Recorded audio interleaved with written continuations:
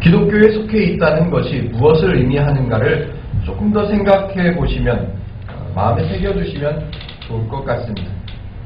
교회를 다닌다는 것, 기독교에 속해 있다는 것은 첫 번째로 하나님께서 이미 성도를 향한 구원을 이루셨다, 완성하셨다, 끝내셨다라는 것을 알게 되었다라는 것을 의미합니다.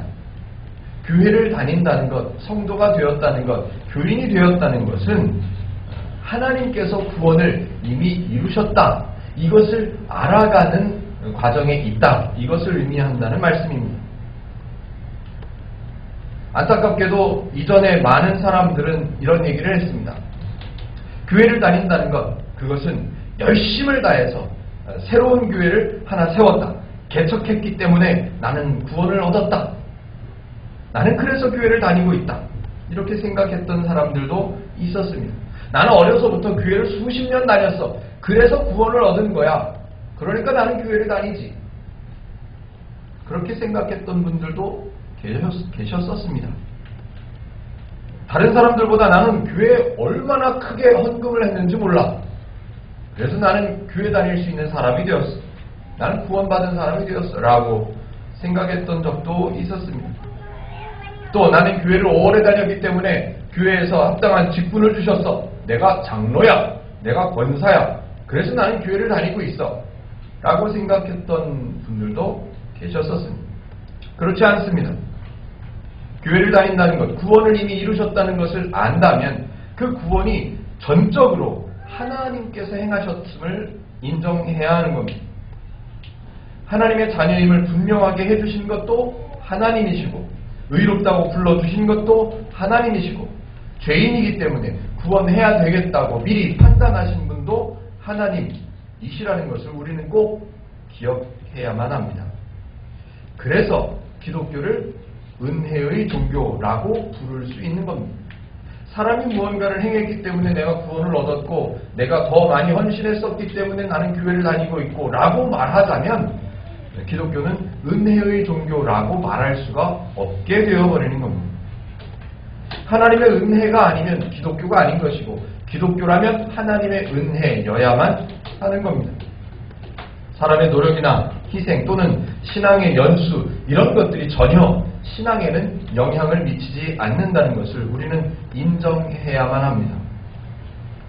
또 한 가지만 더 살펴보겠습니다.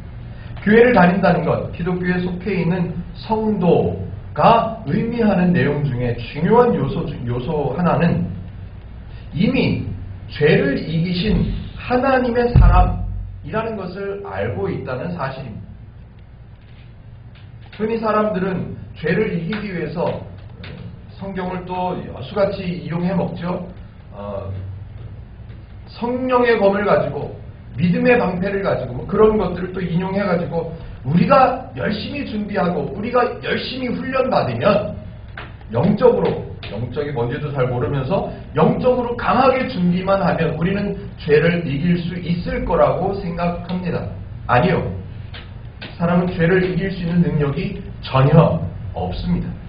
죄를 판단할 수 있는 능력도 없었습니다. 그렇기 때문에 하나님께서 전적으로 행하셔야만 했던 것이요.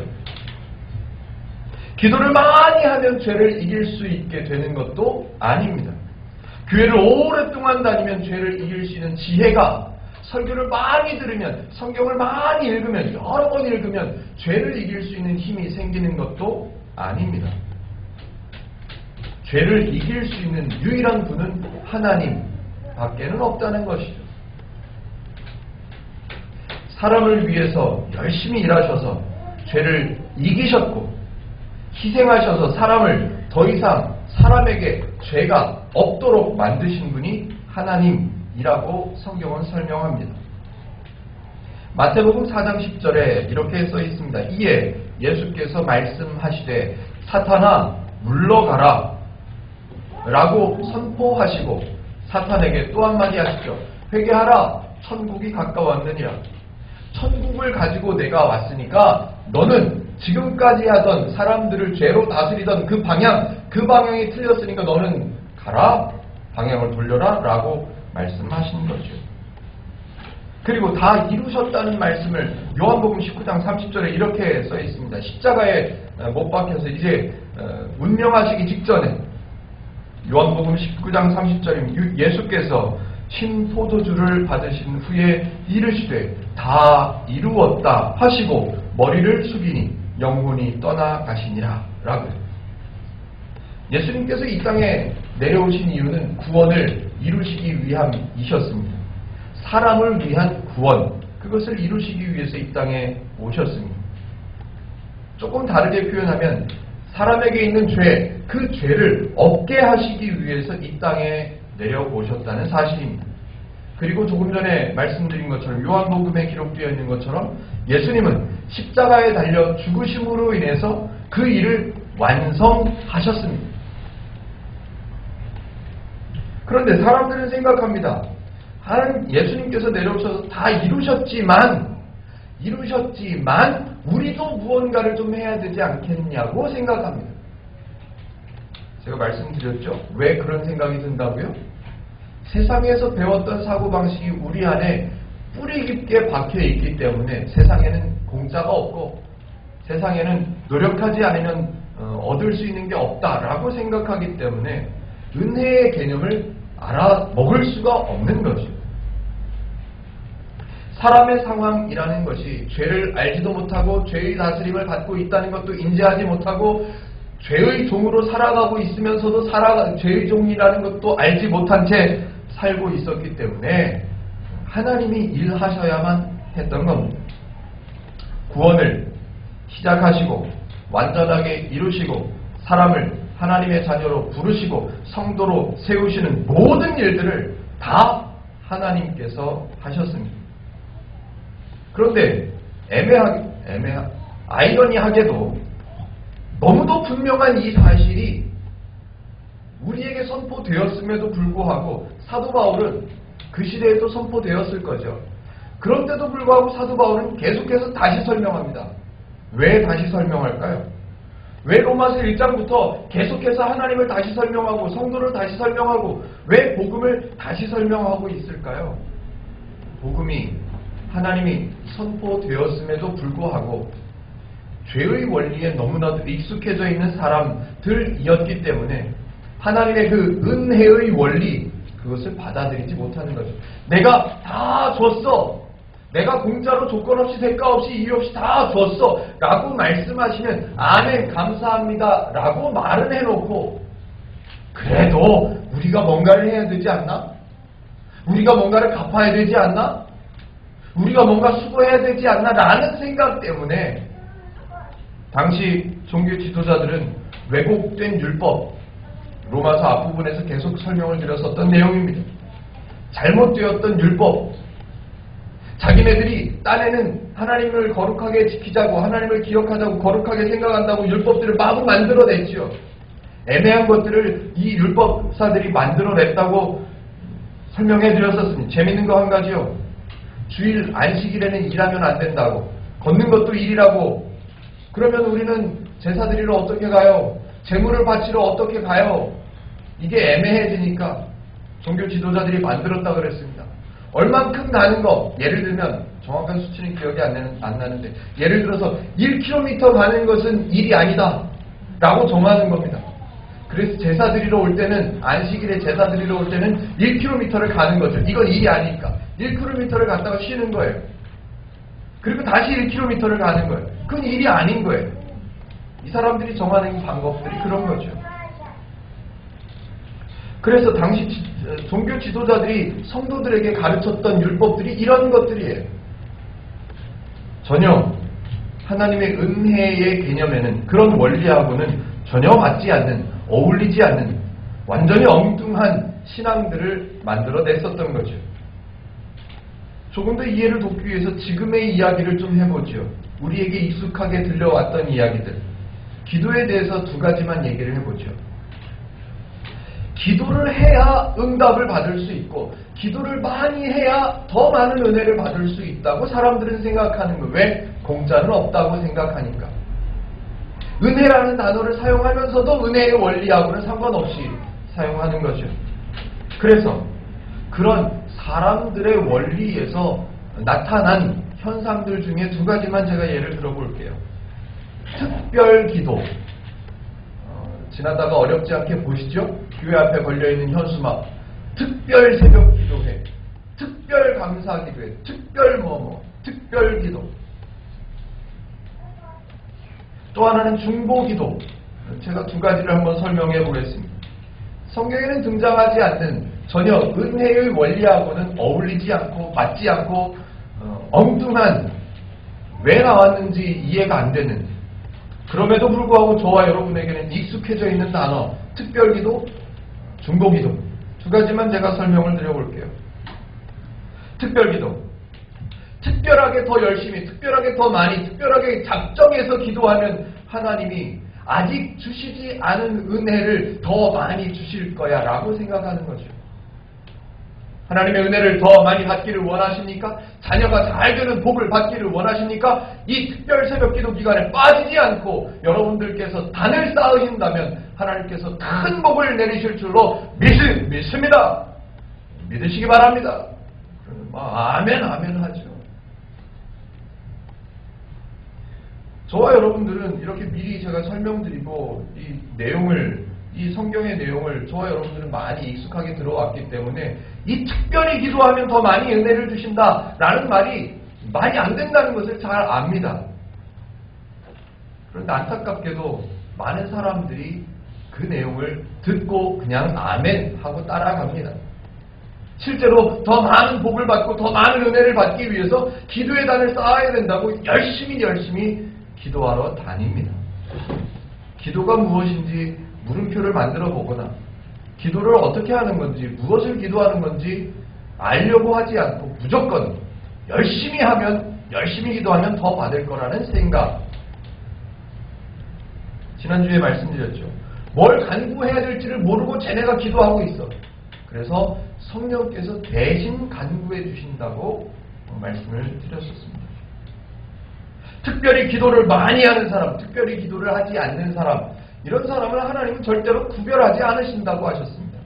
사람을 절대로 구별해서 선택하시거나 구별해서 은혜를 주시는 것이 아니라고 말씀을 드렸습니다. 더구나 기도는 하나님과의 대화입니다. 그렇습니다. 하나님과의 대화 그 이상도 그 이하도 아닙니다. 더 많은 은혜를 받기 위해서 특별히 기도를 하면 얻을 수 있어요. 이건 수단이에요. 기도가 대화가 아니라 수단이에요. 하나님과의 교제가 아니라 방법이 되어버리는 거예요. 아니요. 기도는 수단이나 방법이 아닙니다. 하나님과의 대화, 그거예요. 하나님께서 곁에 계시고 하나님께서 나와 동행하시고 하나님께서 늘 나와 함께 하신다고 말씀하셨던 그 말씀이 있기 때문에 나는 늘 하나님과 대화하면서 사는 거예요. 그게 기도예요. 어찌 표현하면 기도는 성도의 생활입니다. 왜?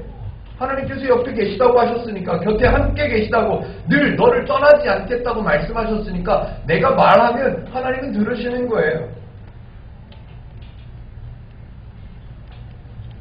특별기도라는 말은 전혀 성경의 원리와는 맞지 않는 용어입니다. 또 하나, 중보기도라는 말에도 심각한 오해가 있습니다. 물론 사용하는 의도가 나쁘다거나 사용하는 그 마음이 잘못됐다고 표현하고 싶지는 않습니다. 너무 안타까우니까요. 그럼에도 불구하고 분명하게 알아야 합니다. 먼저 중보라는 두 글자, 중보라는 단어를 이해를 해야 됩니다. 국어사전에는 뭐라고 되어 있냐면요. 두 사람, 이 사람과 이 사람 사이에서 그 어떤 일이 성사되도록 주선하는 사람, 이 사람을 중보라고 국어사전에는 표현되어 있습니다. 그리고 인터넷에 보면 사전이 두 가지로 나옵니다. 국어사전, 기독교 사전, 이렇게 두 가지가 나오는데, 성경에서 중보라는 단어는 하나님과 사람 사이에 문제가 있는데 그 문제를 중간에서 해결하는 것, 그것을 중보라고 합니다. 하나님과 사람 사이에 있는 문제가 뭐예요? 단절이에요, 단절. 그것을 한 글자로 뭐라 그런다? 죄라고 한다. 하나님과 사람 사이에 단절되어 있는 상태, 그 죄를 해결할 수 있는 능력이 있는 자가 중보자인 거예요.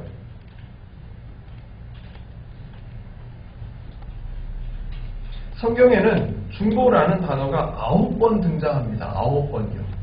중보, 중보자 이 두 가지 용어로 사용되는 횟수가 9번 정도 나옵니다. 지금 말씀드린 것처럼 하나님과 사람 사이에 단절되어 있는 상태, 죄의 문제를 해결할 수 있는 분은 하나님밖에 없으세요. 예수님밖에 없죠. 사람은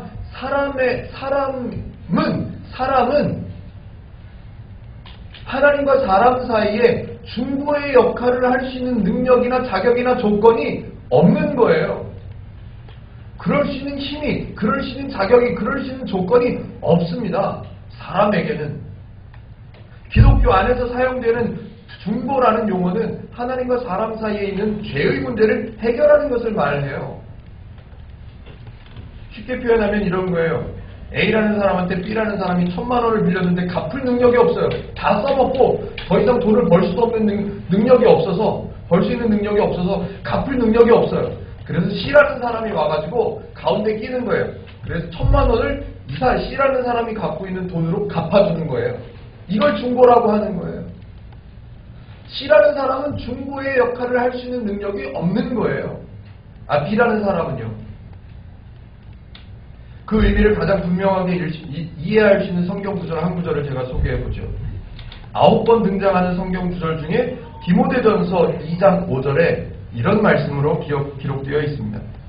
하나님은 한 분이시요.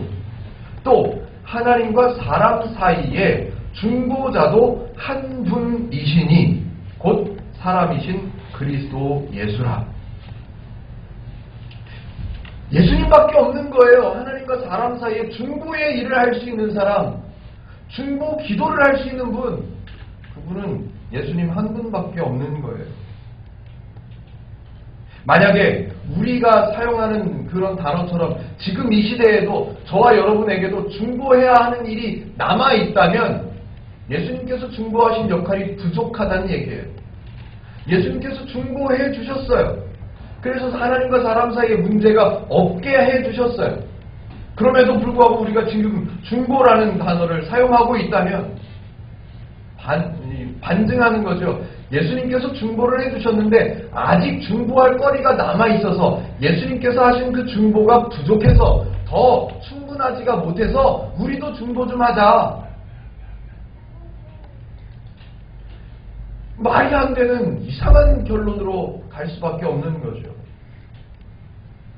예수님께서 이 땅에 오셔서 십자가에 달려서 죽으시면서 다 이루었다 라고 말씀하셨는데 우리는 그게 좀 부족한 것 같아. 아직 덜 된 것 같아. 내가 중보해 줄게. 내가 중보 기도해 줄게.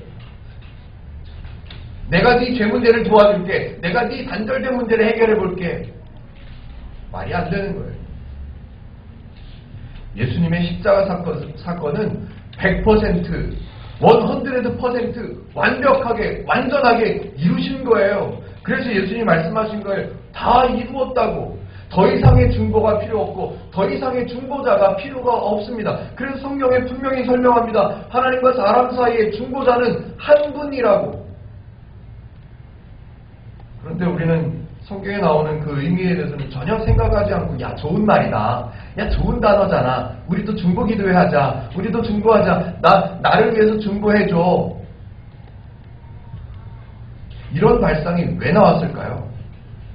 이런 발상이 나온 것은 은혜의 원리를 받아들이지 못하고 있는 사람들에게서 나오는 거예요. 은혜, 나는 조건도 안 되고 나는 자격도 안 되고 나는 힘도 없고 나는 아무 값어치가 없는데 왜 주셨지? 달라고 한 적도 없고 난 요구한 적도 없고 필요하다고 말씀드린 적도 없는데 왜 주셨지? 그게 은혜.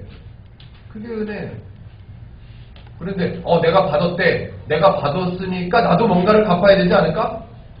내가 받았는데 아직 덜 받은 것 같아. 더 받으려면 나도 좀 뭐 좀 해야 되지 않을까? 이런 사고방식 때문에 저 사람이 아직 덜 됐으니까 내가 중보해줘야지. 이런 말이 나오는 거죠. 바울은 성도들이 갖고 있었던 이런 오해들, 이런 오해들을 바로잡기 위해서 로마서 1장부터 지금 8장까지 계속해서 설명하고 또 설명하고 그런즉 그러므로 또 설명하고 또 반복하고 그러고 있죠.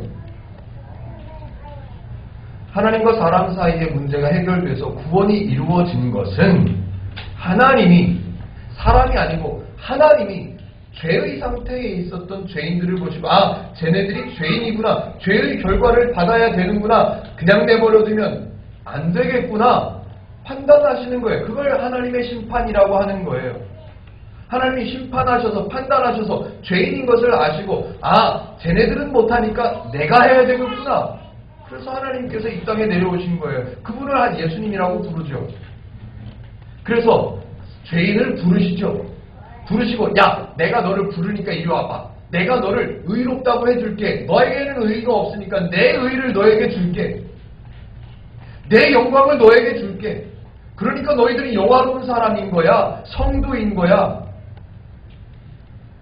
지금 우리가 읽었던 31절 바로 앞에 지난주 마지막 구절 로마서 8장 30절 또 미리 정하신 그들을 또한 부르신 그들을 또한 의롭다 하시고 의롭다 하신 그들을 또한 영화롭게 하셨느니라. 처음부터 끝까지 다 이루었다라고 말씀하시는 처음부터 끝까지 다 하나님만 행하셨습니다. 그 안에 어디에도 사람의 수고와 희생, 봉사, 열심, 헌신, 헌금 아무데도 등장하지 않습니다. 죄를 없게 하시고 하나님과 사람 사이의 문제를 해결하신 분은 한 분밖에 없습니다. 그분만 하실 수 있기 때문에 그리고 그분의 영광을 사람에게 주셨다고 말씀하셨습니다. 아까 잠깐 예배 전에 말씀드렸지만 영광을 준다, 영광스럽게 한다라는 말은 이름을 빌려주는 거예요.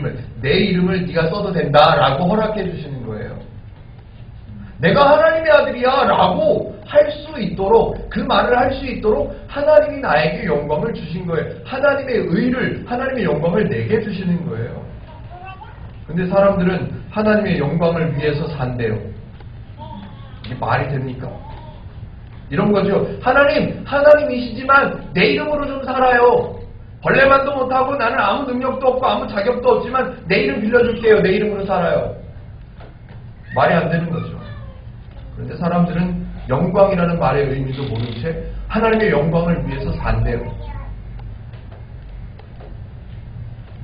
이런 이유들 때문에 죄를 이기신 하나님의 이름을 갖게 된 성도는 이미 죄를 이긴 하나님의 이름을 받았기 때문에 죄라는 존재가 그 성도를 해치거나 죄라는 존재가 그 성도에게 영향을 미칠 수 있는 그런 상황은 끝난 거예요. 더 이상 없는 거예요.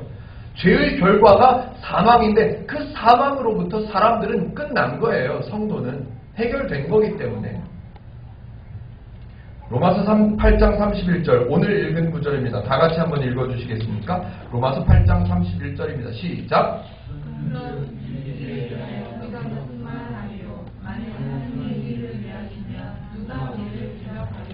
하나님이 우리를 성도로 삼으셔서 내가 네 편이야. 내가 니네 편이야. 내가 네 아빠야. 너 나를 아버지라고 불러봐. 내가 너를 양자로 삼았잖아. 아버지 불러봐.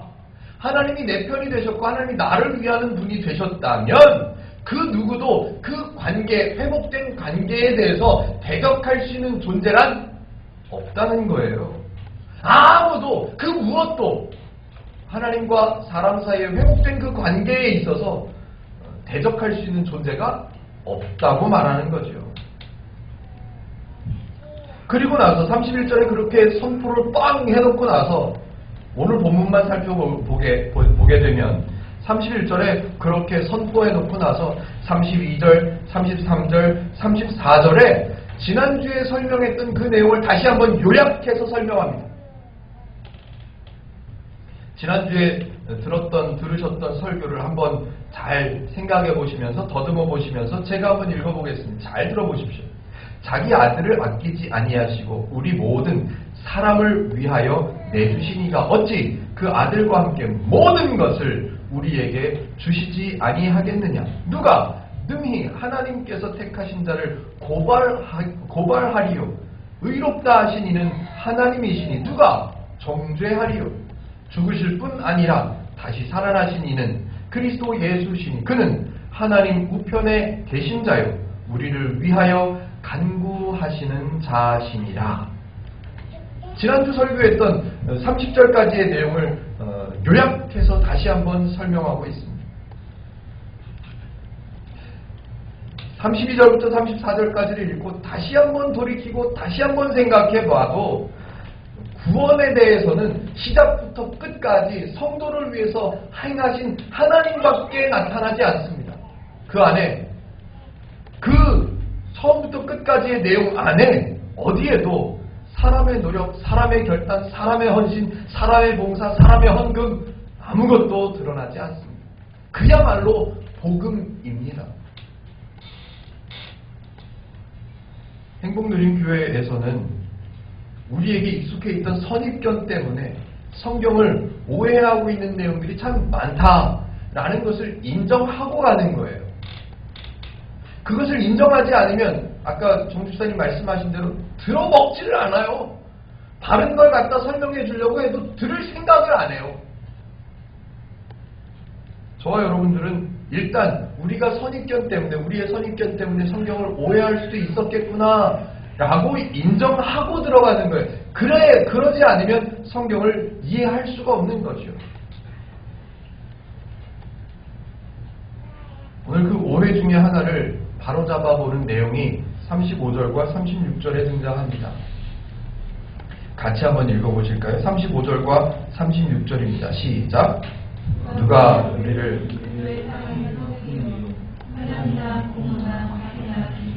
적신이나 위험이나 칼이나 기록된 바 우리가 종일 주를 위하여 죽임을 당하게 되며 도살당할 양같이 여김을 받았나이다 함과 같으니. 여러분, 우리는 그리스도의 그 크신 사랑을 받았습니다. 예수님께서 희생하시면서까지 우리를 구원하시기 위해서 십자가에 달려 죽어주셨다가 부활하셨습니다. 우리는 그 은혜를 받았기 때문에 우리도 하나님을 배신하면 안 됩니다. 우리도 예수님을 거절하면 안 됩니다. 우리도 우리에게 아무리 힘들고 어렵고 위험한 환난이 닥쳐와도 우리는 예수님을 배신하면 안 됩니다. 로마서 8장 35절과 36절을 읽고 이렇게 설교하죠. 아무리 어렵고 힘든 일이 닥쳐온다 할지라도 우리는 예수님을 배신하면 안 된다고. 심지어는 목에 칼이 들어오더라도 예수님을 믿는다는 것을 부인하면 안 된다고. 많이 들으셨죠?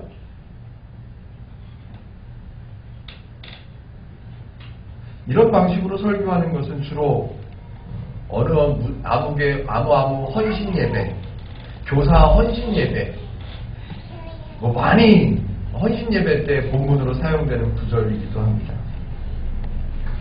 성경을 오해하지 않을 수 있는 방법 중에 제가 늘 말씀드리는 바, 그 본문 앞에서는 어떻게 설명하고 있고 그 본문 뒤에서는 어떤 설명이 나오는가를 알면 오해하지 않을 수 있습니다. 그런데 앞과 뒤는 전혀 생각하지 않고 그 부분만 딱 떼내가지고 기근이나 환난이나 핍박이나 이런 게 와도 우리는 하나님을 배신하면 안 된다고 그렇게 이해해버리죠.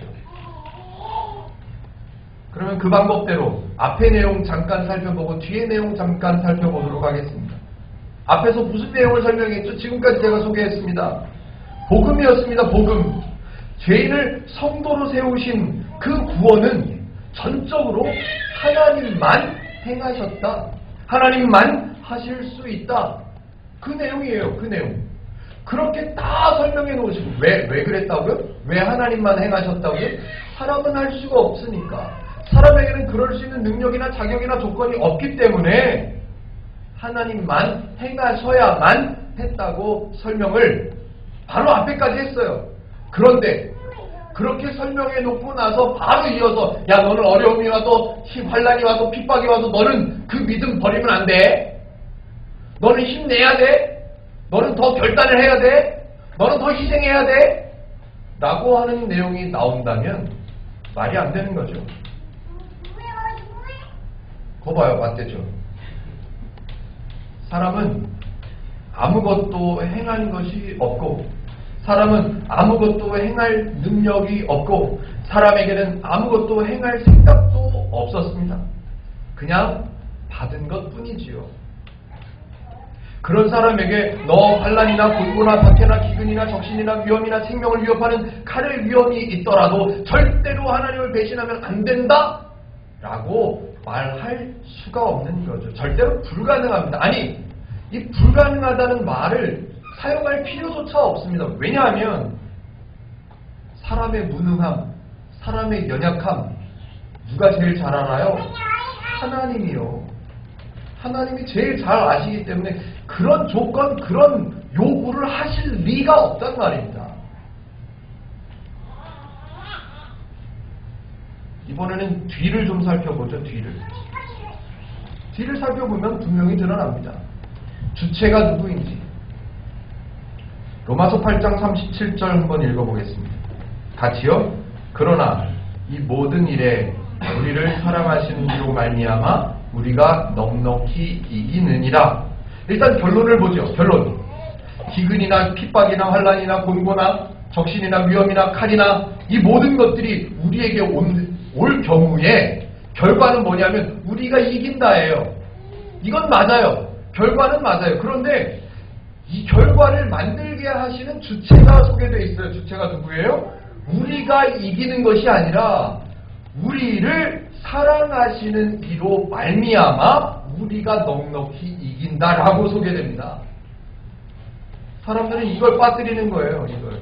우리도 무언가를 할 수 있잖아. 우리도 그 은혜를 좀 갚을 수 있잖아. 우리도 그 은혜에 대해서 보답할 수 있잖아. 우리에게도 그 정도는 능력이 되잖아. 라고 생각하는 거죠. 그런데 성경은 그렇게 말하지 않습니다. 너희에게는 능력이 없잖아. 너희에게는 할 생각이 없잖아. 너희에게는 할 자격이 없잖아. 그러니까 나로 말미암아 네가 이기게 해줄게 라고 말하는 거죠. 맞습니다. 그 어떤 어려움, 기근이나 핍박이나 환난이나 모든 것이 와도 하나님과 사람 사이의 관계가 끊어질 수 없다라고 말합니다. 예, 그건 맞습니다. 그런데 내가 더 노력하고 내가 더 준비하고 내가 더 많이 기도해서 끊어지지 않게 해야지가 아니죠.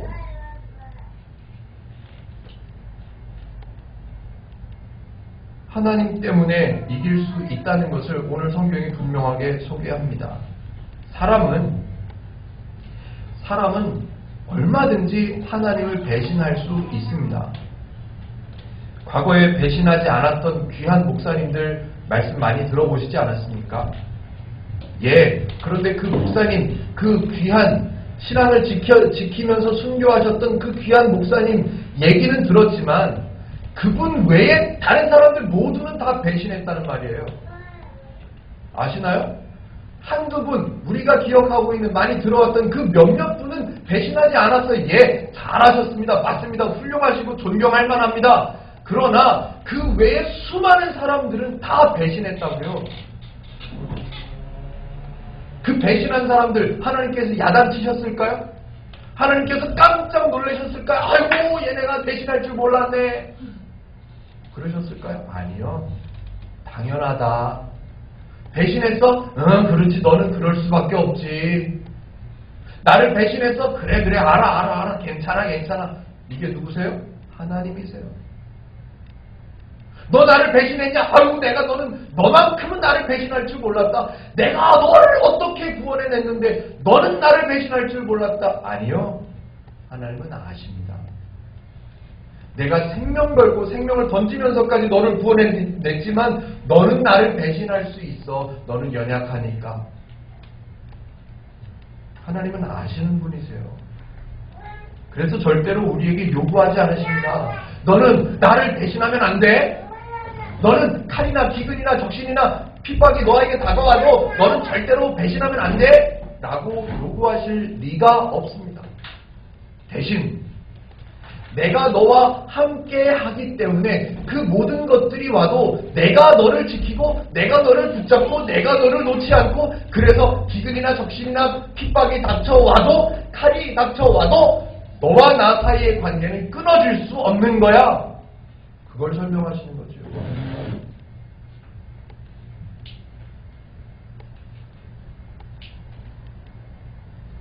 만약에 사람의 결단이나 사람의 열심이나 사람의 희생이나 수고를 근거로 해서 조금이라도, 아주 일부분이라도 구원이 완성되는데 사람의 조건이 조금이라도 들어가 있다면 사람도 할 수 있을 겁니다. 사람도 내가 열심히 내가 구원에 대해서도 내가 보탠 게 있는데 그 구원의 관계를 끊어내지 않는데도 나도 보탬이 될 수 있을 거야 라고 생각할 수 있습니다.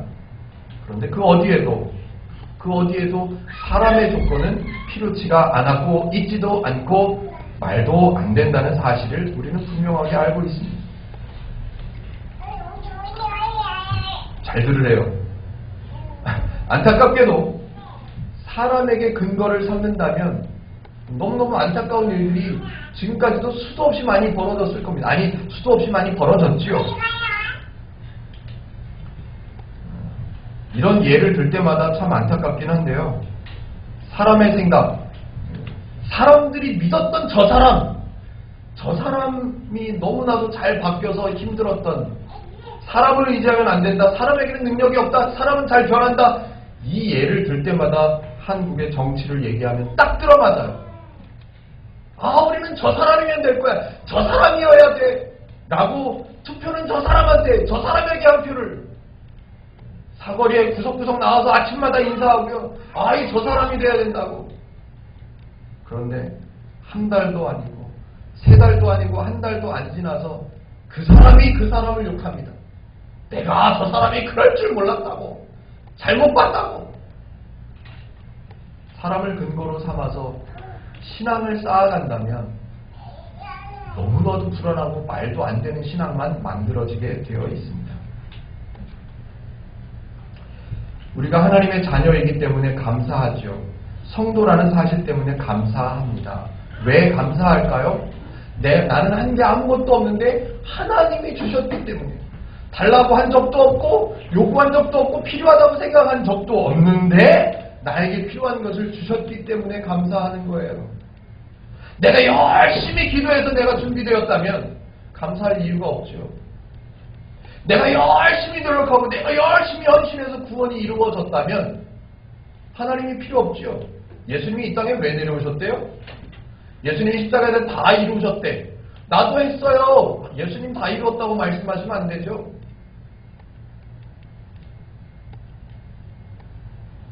예수님께서 십자가에 달려 다 이루었다라고 말씀하시면서 죽으셨기 때문에 단절되었던 하나님과 사람 사이의 관계가 회복된 거예요. 다시 연결된 거죠. 다시 이어졌어요. 끊어졌던 하나님과 사람 사이의 관계가 다시 이어졌단 말이에요. 그 이어지는데 역할을 한 분이 누구냐 하면 사람이 아니라 하나님이시라는 거예요. 하나님 정도나 되는 분이 그 끈을 다시 이어놨기 때문에 그 어떤 존재도 그 어떤 것도 환난이나 기근이나 핍박이나 그 모든 것들 어떤 것이 닥쳐와도 하나님께서 이어놓으신 그 끈을 끊을 수가 없는 거예요. 그 하나님의 역할, 하나님의 영광, 하나님의 이름을 저와 여러분 같은 성도에게 하나님이 주셨기 때문에 우리 입으로 우리가 선포할 수 있는 거예요. 뭐를? 우리는 하나님의 사랑에서 끊어질 수 없다 라고요. 아무거나 다 와도 높은 것이나 낮은 것이나 권력이나 힘이나 모든 것이 나에게 닥쳐와도 하나님과 나와의 사랑은, 하나님과 나와 이어진 회복된 그 관계는 끊어질 수 없으리라 라고 우리 입으로도 선포할 수 있게 된 거죠. 성도를 위해서라면 그 어떤 위험도, 그 어떤 위협이 있다 할지라도 그 위협과 그 어떤 위험을 이겨내는 것은 사람이 아니라 하나님이라고, 이겨내서 그 끈이 끊어지지 않도록 견뎌내도록 하시는 분이 하나님이시기 때문에 바울은 확신하는 거예요. 사람을 근거로 했다면 확신할 수가 없죠. 바울이 확실하다. 내가 확신한다. 그리고 그 내용을 다시 한번 설명하죠. 어디에요? 38절요. 38절과 39절입니다. 내가 확신하노니 사망이나 생명이나 천사들이나 권세자들이나 현재일이나 장래일이나 능력이나 높음이나 기품이나 다른 어떤 피조물이라도 우리를 우리 주 그리스도 예수 안에 있는 하나님의 사랑에서 끊을 수 없으리라. 바울은 확신하고 선포하는 거예요. 저와 여러분도 선포할 수 있는 존재가 되었다고 말하는 거예요. 왜? 하나님이 이어놓으셨으니까. 하나님이 그 끈을 놓지 않겠다고 하시니까. 하나님, 제가 그 끈 놓지 않을게요. 제가 열심히 기도해서, 특별 기도를 해서, 제가 중보 기도를 받아가지고, 제가 그 끈을 놓지 않을게요. 라고 해가지고 말했다면, 확신할 수가 없죠. 언제 놓을 줄 알아? 언제 놓칠 줄 알아? 그 사람이 언제 변절할 줄 알아요? 그 끈은 언제 끊어질지 모르는 거예요. 선포할 수가 없죠. 어떤 것도 그 끈을 끊을 수가 없어! 라고 선포할 수가 없는 거예요. 그 끈을 유지하고 그 끈을 이으신 분도 하나님이시고 그 끈을 끊지 않도록 붙잡으시겠다고 하시는 분도 하나님이시기 때문에 우리는 선포할 수 있는 것이요. 환난, 곤고, 박해, 기근, 적신, 위험, 칼, 심지어는 죽음이라 할지라도 다 와봐라! 성도가 할 수 있는 말이에요. 다 와봐라! 그 사랑이 끊어지나 그 관계가 끊어지나 아무나 와봐라! 다 덤벼라! 아무리 나를 핍박하더라도 나를 하나님의 사랑에서 끊어낼 수는 없다. 왜요? 내가 능력이 있으니까요? 아니요. 그 끈은 누가 이으셨기 때문에 하나님께서 이으셨고 하나님께서 붙잡으셨기 때문에 그 끈이 끊어지지 않을 거라고 선포하는 거예요. 내가 하나님을 믿기로 했으니까 내 결단 때문에 아니요. 절대로 그렇지 않습니다. 하나님께서 성도를 부르시고 성도를 세우셔서 하나님의 사랑에서 끊어낼 수 없다. 증언하시고 선포하시고 약속하셨기 때문에 우리는 확실한 거예요. 이 선포, 이 약속을 우리는 늘 기억해야 한다는 거죠.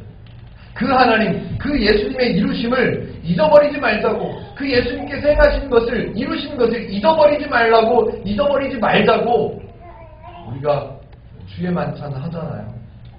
오늘 주의 만찬을 하죠. 주의 만찬이 특별한 게 아닙니다. 예수님을 기억하자, 나를 기념하라 말씀하셨어요. 그래서 기억하자는 거예요. 왜? 하나님께서 사람을 잘 아시니까요. 어떤 사람을 잘 아세요?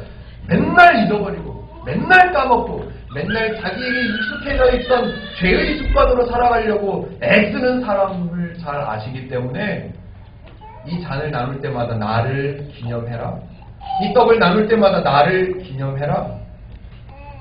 그래서 주의 만찬을 하라고 말씀하신 거예요. 저와 여러분들은 하나님의 그 약속, 그 선포를 꼭 기억하시고 성도에게 주신 풍성함, 행복, 성도의 당당함, 그런 마음을 가지고 그런 신앙을 가지고 살아가시는 저와 여러분들이 되셔야 합니다.